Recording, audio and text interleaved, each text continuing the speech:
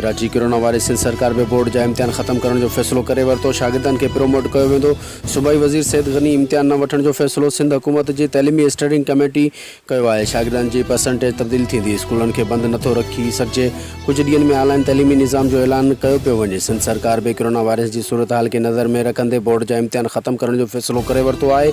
तालीम वारे सूबाई वज़ीर सैदगनी जो चवण आहे त बोर्ड जा इम्तिहान खत्म करण जो फैसलो कयो आहे। जंहिंखां पोइ सिंध में मैट्रिक ऐं इंटर जा पेपर न थींदा। शागर्दन के प्रोमोट कयो वेंदो। हुननि चयो त इम्तिहान न वठण जो फैसलो सिंध हुकूमत जी तालीमी स्टीयरंग कमेटी कयो आहे ऐं ॿारनि खे अॻियां जमात में प्रोमोट करण जो हतमी फैसलो करे वरितो आहे। इन सिलसिले में शागिर्दन खे अॻियां जमात में प्रोमोट करण जे लाइ कानून तब्दील थींदो। छो त इम्तिहानी बोर्ड जे मौजूदा कानून जे तहत शागिर्दनि खे बग़ैर इम्तिहान प्रोमोट नथा करे सघूं। तालीम वारी सूबाई वज़ीर ॿुधायो त शागिर्दनि जे परसेंटेज तब्दील कई वेंदी जॾहिं त जीअं उन्हनि खे अॻी क्लास में दाख़िला वठण में परेशानी न थिए। हुन चयो त स्कूलनि खे बंदि नथो रखी सघिजे। ॿारनि जी तइलीम खे बि ॾिसणो आहे। इन जे करे कुछ ॾींहनि में ऑनलाइन तालीमी निज़ाम जो ऐलान पिणु कयो वेंदो।